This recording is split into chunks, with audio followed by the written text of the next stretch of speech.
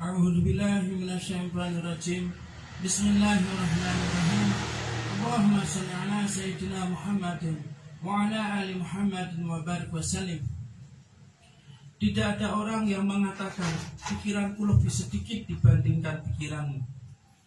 Saya mendengar bahwa ketika Allah Subhanahu wa taala memberi setiap orang bagian dari material duniawi, tak seorang pun yang melihat apa yang telah diperolehnya, tetapi mereka malah melihat apa yang didapatkan oleh orang lain.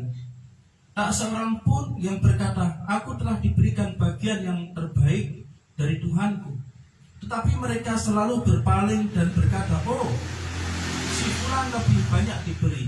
Kami warga Palestina hanya diberikan daerah yang kecil di seluruh dataran Arab yang luas, hanya secuil tanah, dan setiap hari mereka membom tanah kita. Apa itu? Setiap orang berpikir bahwa orang lain mendapat lebih banyak darinya. Ini menjadi suatu kebiasaan dari Bani Adam. Mereka selalu melihat kepada orang lain. Mereka tidak melihat apa yang telah diberikan kepada mereka, tetapi malah melihat apa yang diberikan kepada orang lain. Lalu Allah Subhanahu wa taala memberikan bagian berupa akal pikiran kepada setiap orang.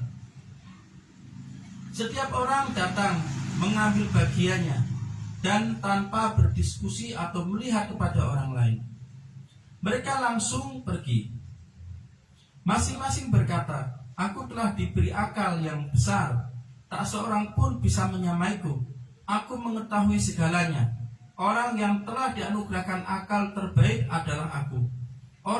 Orang-orang harus bertanya kepadaku. Aku tidak memerlukan konsultasi dengan orang lain. Mereka tidak mengetahui apa-apa. Ini adalah karakteristik daripada ego kita. Saya juga mengakui bahwa saya lebih tahu banyak dibandingkan orang-orang, dan saya katakan pada diri saya, walaupun itu benar, tetapi banyak sekali orang yang datang kepada saya. Kemudian setiap orang saya beri sedikit demi sedikit, pikiran saya mulai berkurang.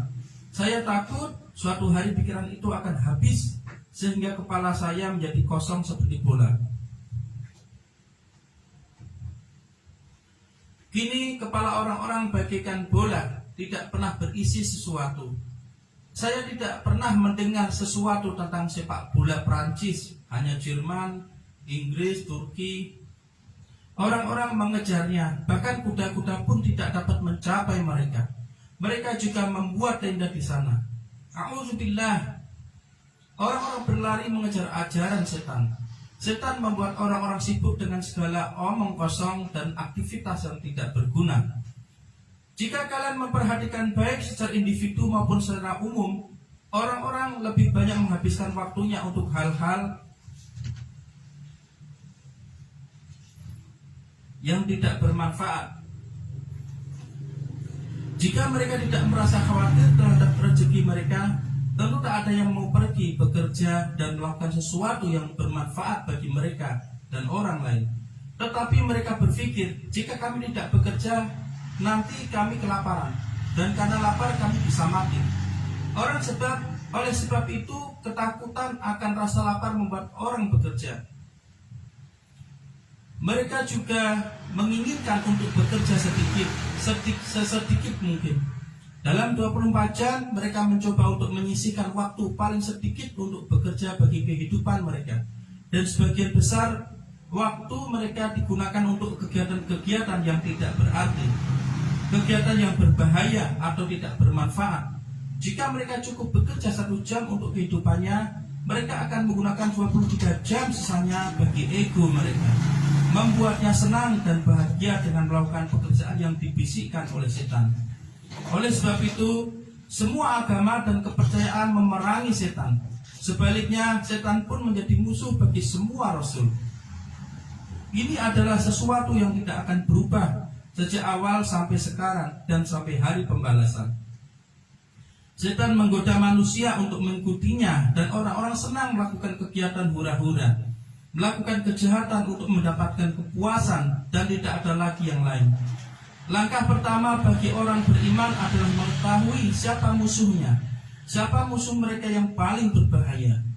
Mereka harus mengetahuinya. Oleh karena itu Allah Subhanahu wa taala membuatnya jelas melalui banyak ayat suci bahwa setan adalah musuh terburuk dan paling berbahaya bagi anak-anak Adam. Allah Subhanahu wa taala telah memberi peringatan melalui firman-Nya kepada seluruh umat manusia agar tidak mengikuti setan, tidak melakukan perbuatannya, tetapi orang-orang malah senang mengikuti aktivitas setan. Sekarang orang-orang menangis dan menjerit. Mungkin ada 6 miliar orang di abad ke-21 ini yang tidak bahagia. Mereka tidak mendapatkan kedamaian di dunia ini. Kedamaian tidak mungkin tercapai jika setiap orang tidak meraih kedamaian dalam diri mereka. Mereka tidak akan mencapai kedamaian di seluruh timur dan barat. Selama timur memerangi barat dan barat memerangi timur, utara memerangi negara-negara di selatan, maka kedamaian tidak pernah ada. Begitu banyak suku yang saling berperang dengan sia-sia. Mereka tidak bisa meraih kedamaian. Suku-suku bangsa saling berselisih dengan sia-sia. Mereka mengetahui hal ini.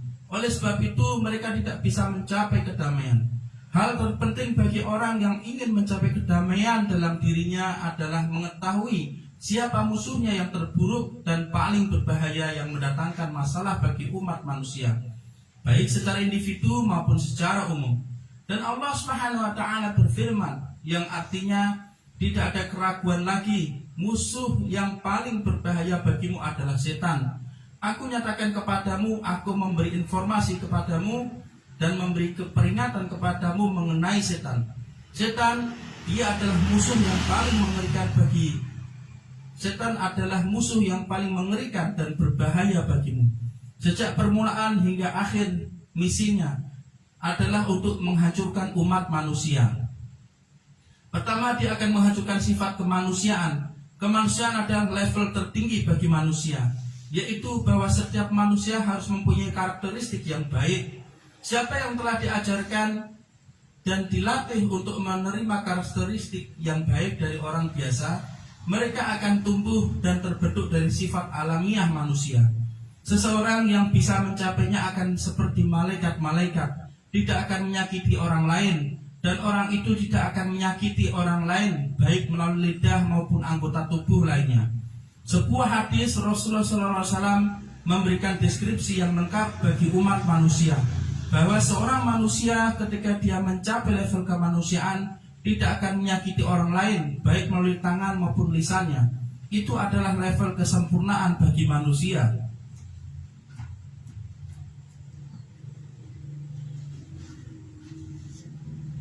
Sesuai fitrahnya, ego manusia berada di bawah pengaruh setan.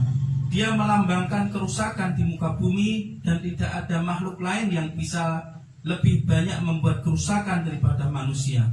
Seekor binatang buas bisa saja membunuh binatang lainnya untuk dimakan. Dia harus memakan apa yang diperlukan untuk menjaga kelangsungan hidupnya. Berburu, kemudian makan. Binatang buas tidak akan membunuh tanpa alasan. Tetapi manusia berusaha menemukan senjata berbahaya yang kalian sebut senjata nuklir. Jika kalian melemparkan satu bom nuklir, 1 juta orang akan terbunuh. Itulah level dari manusia sekarang.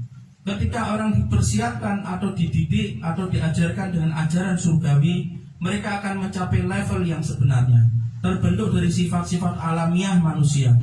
Sekarang kebanyakan orang hanya sekedar berada pada level manusia. Sangat sedikit yang mencapai level kemanusiaan yang sebenarnya. Oleh sebab itu kami melihat, membaca dan mendengar bahwa pemerintah menyatakan hak asasi manusia atau human right bukannya hak umat manusia atau mankind right. Sebab pada level itu mereka tidak mempunyai hak. Oleh karena itu sekarang seluruh dunia penuh dengan kekejaman.